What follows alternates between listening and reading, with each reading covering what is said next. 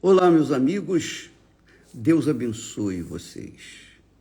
Deus abençoe vocês, seus respectivos familiares, vizinhos, amigos e até inimigos ou adversários. Que vocês todos sejam abençoados. Todos, todos. Eu oro e peço a Deus para que, todos os dias, para que Ele seja santificado, o nome dele seja santificado, melhor dizendo, porque Ele já é santo dos santos dos santos. O nome dele é santificado nos céus. Mas o que eu peço a Deus é que o nome dele, do nosso Pai, seja santificado aqui na terra, porque aqui na terra é uma guerra entre a santificação do nome dele e a honra que se dá ao diabo. Então, há uma guerra aqui. E quem é que decide honrar o Pai ou ao diabo? É a própria pessoa. Cada um de nós tem a inteligência, o raciocínio, a sabedoria para decidir o que nós, ou quem nós desejamos servir, agradar, a quem nós queremos fazer a vontade. Se eu faço a vontade de Deus, então eu sirvo a Deus. Se eu faço a vontade da carne, do meu coração ou do mundo, então eu estou agradando o diabo. Essa é a realidade. Ou um ou o outro. É o que Jesus diz. Ninguém pode servir a dois senhores. Só se pode servir a um Senhor, um único Senhor. Muito bem.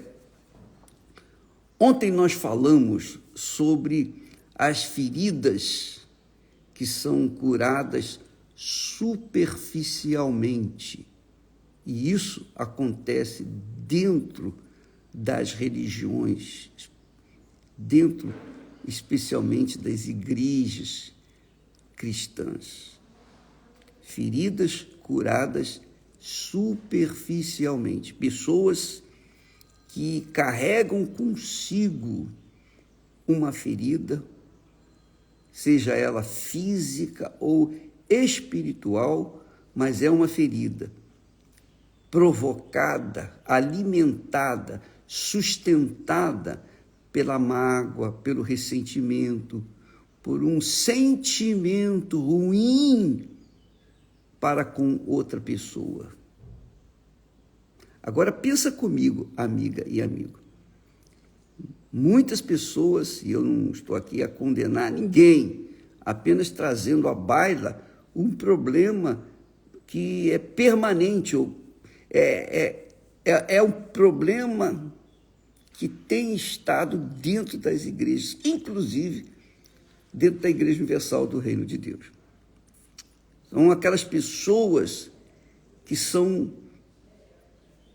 cronicamente problemáticas. Elas não se consertam. Estão na igreja, são fiéis na igreja, estão lá todo o tempo, 2, 3 vezes, às vezes todo dia na igreja. Mas a vida não muda. Não há uma vida nova, como Jesus prometeu. Não há. E como? E por que não há um resultado na vida da pessoa? Ou ela não é instruída a resolver o problema interior, que é mágoa, ressentimento, ou maus olhos, malícias, um coração rendido e servente do mal. E essa é a razão, porque elas ouvem a palavra de Deus, mas não obedecem essa palavra e por isso não temem a Deus, não servem a Deus. Estão dentro das igrejas, mas não servem a Deus porque o coração, a alma está contaminada, está enferma, está doente. Não adianta o pastor chegar para ela e dizer: minha irmã, meu irmão, Deus abençoe, Deus entende, Deus compreende, Deus sabe de todas as coisas. Não, isso não vai resolver. Tem que se falar a verdade para que a verdade venha dar luz à liberdade e a pessoa possa, então, ter a sua vida transformada, completamente transformada. É isso que tem que acontecer, porque o que mais irritou Jesus quando esteve entre nós foram os religiosos. Você sabia disso? Você sabia disso? Jesus encontrou uma mulher que trouxeram para ele, melhor dizendo, fora pego em flagrante adultério. Jesus não condenou, não censurou, não criticou. Jesus disse: nem eu te condeno. Vai e não peques mais. Só isso.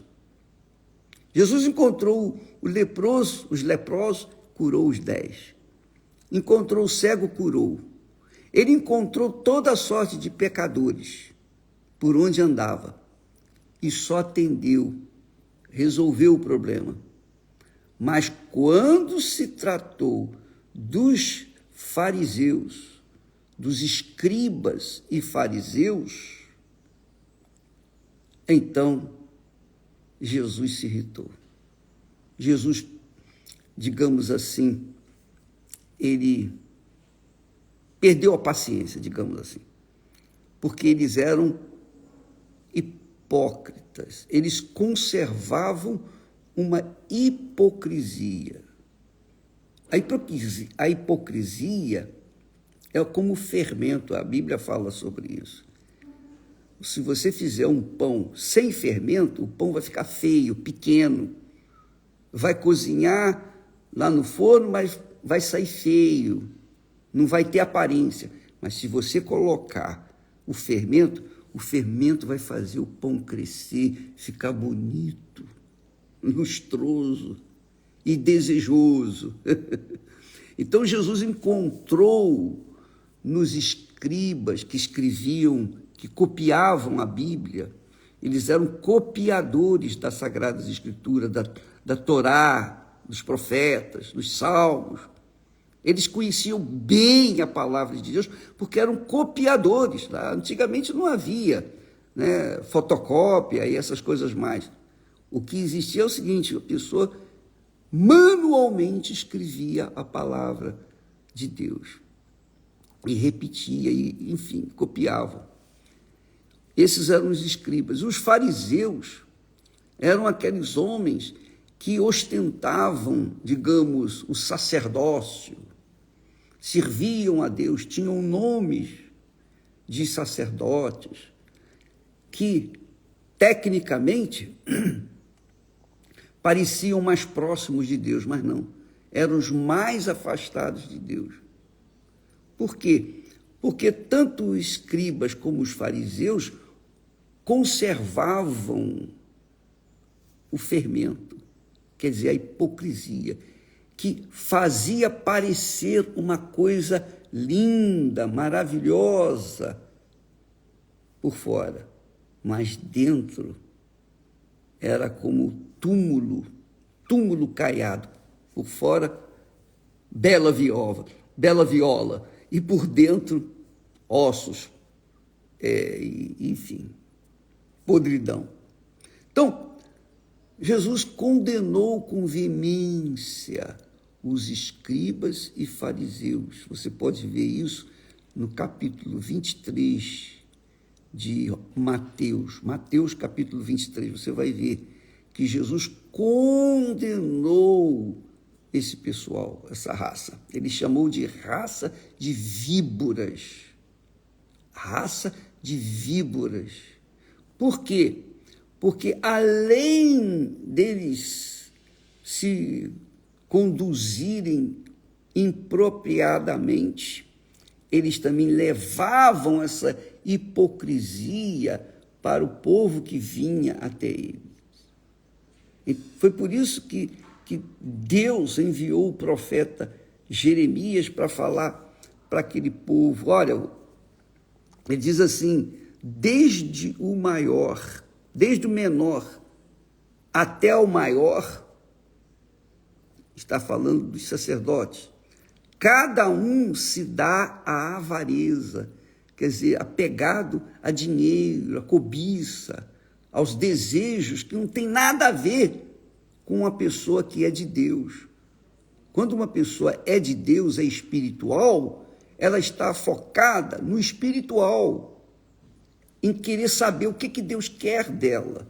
Seus pensamentos estão focados exclusivamente na vontade de Deus. E ela tem que estar pura, ela tem que estar com o coração vazio de fermento, vazio de pensamentos pessoais, de avareza, de desejos pessoais. Ela tem que estar limpa por dentro para poder oferecer a Deus o sacrifício de louvor que agrada a Deus.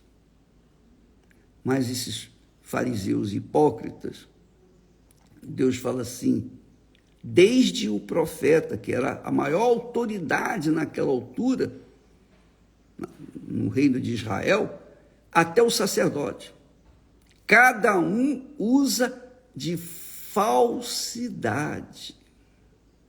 Falsidade, quer dizer, inspirado pelo diabo, né? Falsidade. E essa falsidade se dava por causa do interesse no dinheiro, nos benefícios temporais que eles tinham por conta da sua autoridade espiritual. Então Jesus condenou esse pessoal. Condenou. Ele orou, ele ensinou que ele disse, eu não vim para condenar, mas com respeito aos escribas e fariseus hipócritas, os religiosos, os oficiais, que deveriam ter ser um exemplo para o povo, era um exemplo do inferno, servindo ao diabo. E o povo se corrompia por causa disso. O povo estava corrupto, idólatra, por causa que os seus sacerdotes estavam vivendo exatamente o contrário àquilo que eles pregavam. Então, eles usavam de falsidade e diziam para as pessoas, não, minha irmã, Deus entende, Deus sabe de todas as coisas, Ele compreende, quer dizer, em outras palavras, olha, Deus perdoa esse pecadinho que você tem aí dentro, ele vai considerar, ele sabe que nós somos humanos, portanto, sujeitos a erros, deixa ficar. E a pessoa mantinha, quer dizer, os sacerdotes, eles estimulavam o coração malicioso, os maus olhos, a língua ferina, a falsidade, a hipocrisia. Então as pessoas eram doentes por conta de terem sido ou estarem sendo de forma errônea conduzidas pelos sacerdotes. Então eles procuravam curar a ferida superficialmente, dizendo paz, vai em paz, minha irmã, vai em paz, meu irmão. Quando eles mesmos não tinham paz. Se eu não tenho paz, como é que eu vou dar paz para as pessoas que não têm paz? É ou não é? Não é verdade? Se eu não tenho vida, como é que eu vou dar vida para os outros? Mas era assim E continua sendo assim dentro das religiões. Eu costumo dizer que a religião é uma fábrica de hipocrisia, de hipócritas. Desgraçadamente, essa é a realidade. Mas a verdade está escrita, está pronunciada, está determinada. Deus fala. A palavra que sair da minha boca não voltará para mim vazia. O que eu determinei vai acontecer. Quando Deus fala, acontece.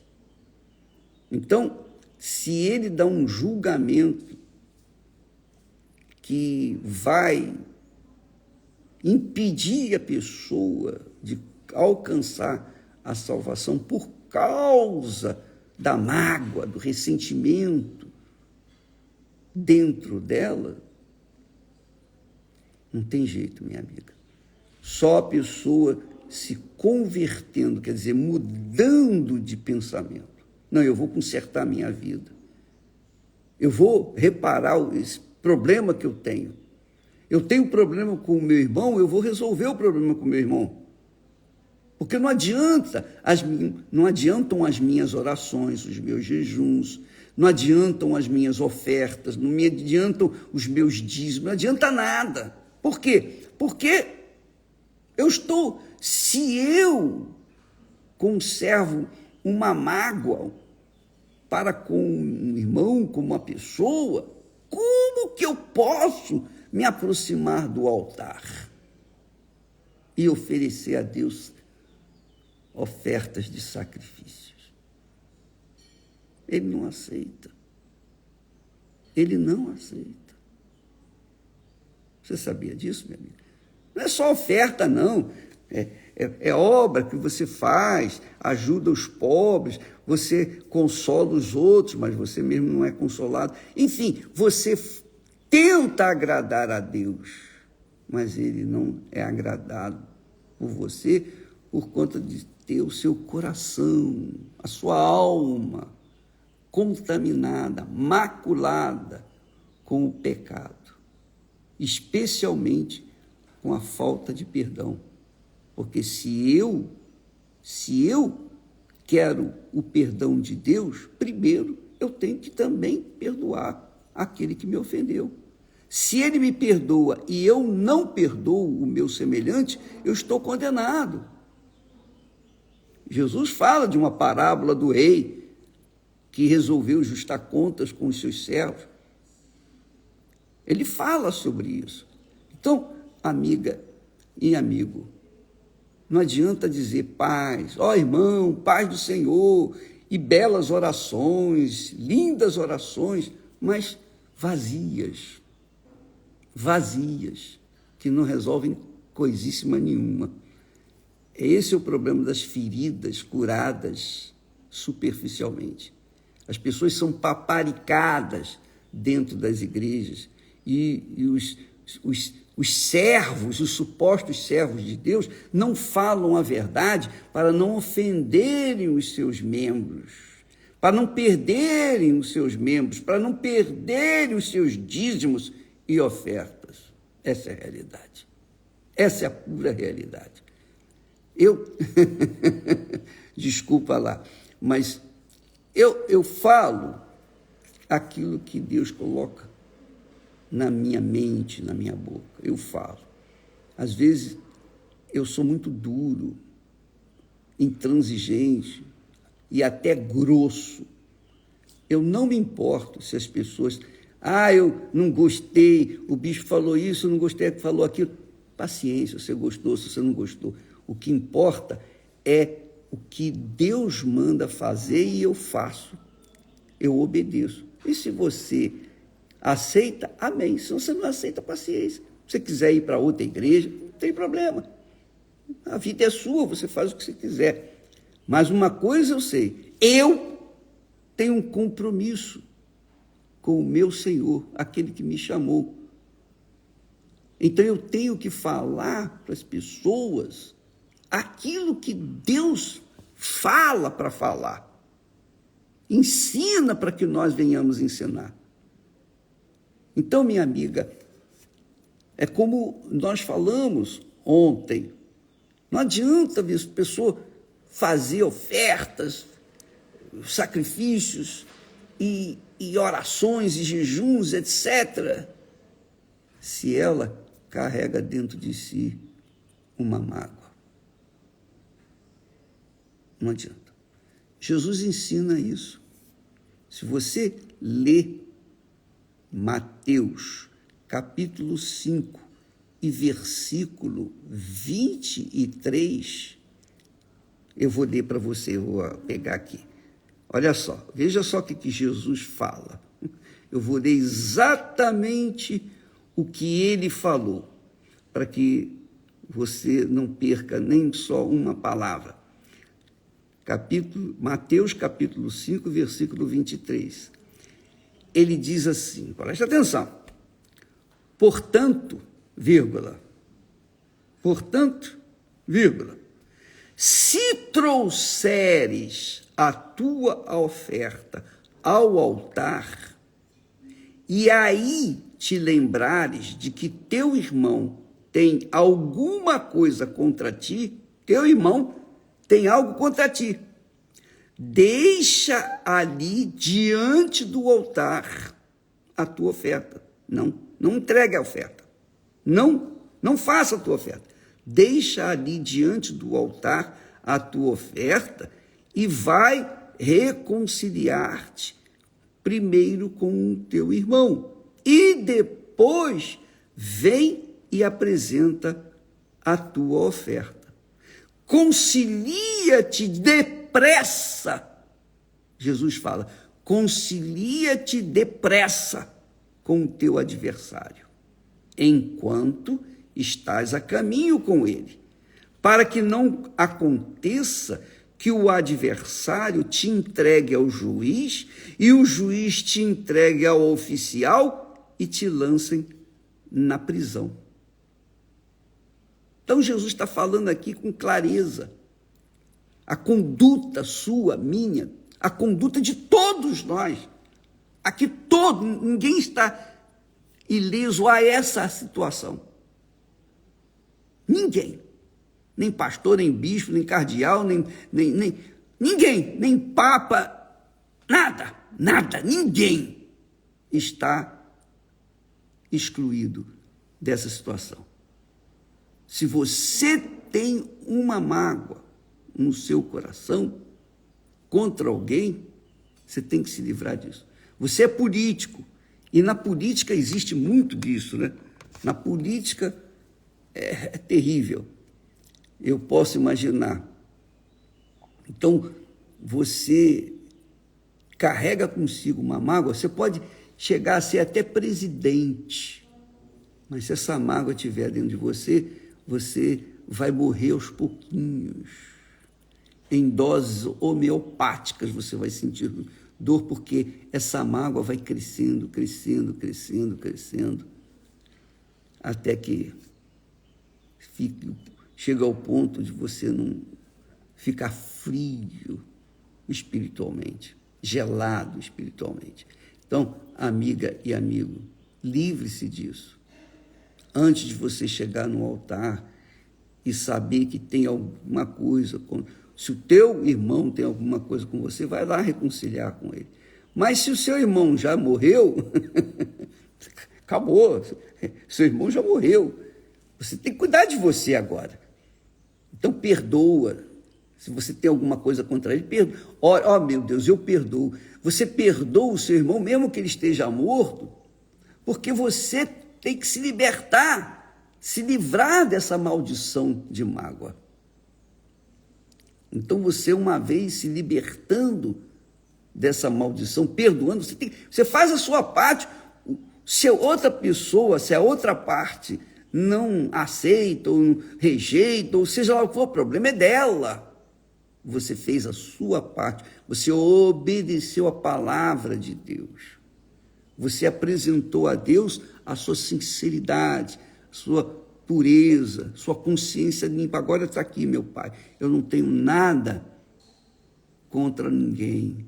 E se alguém tem alguma coisa contra mim, eu oro por esse alguém. Você tem que ficar livre. Você se livrou desse peso de mágoa, de ressentimento, então você na hora é curada, é liberta. O diabo não tem mais direito na sua vida.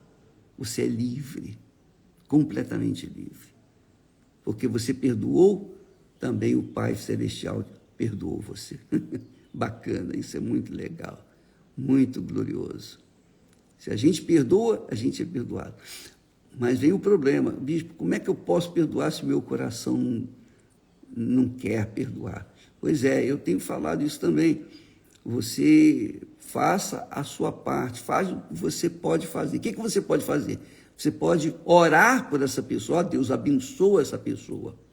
Quando você fala assim, eu abençoo essa pessoa, ou Deus abençoa essa fulano ou esse fulano, você está automaticamente perdoando aquela pessoa. Porque você está querendo o bem dela. Entendeu? Faça isso. Não custa nada. É só você falar, independentemente do que o coração sente ou deixa de sentir. Entendeu? Minha amiga, meu amigo, esta é a razão do porquê muitas pessoas têm suas vidas travadas, mesmo estando na igreja ou nas igrejas durante 10, 15, 30, 20, 50 anos. E quanto mais velha vai ficando na igreja com essa mágoa, mais fortificado fica a mágoa, mais fortificado fica o inimigo, que é o diabo, e mais fraca a pessoa fica, ao ponto da pessoa chegar ao ponto de ela não ter mais sentimento que agrade a Deus. Pense bem, amanhã estaremos de volta. Deus abençoe a todos vocês, em o nome do Senhor Jesus. Amém.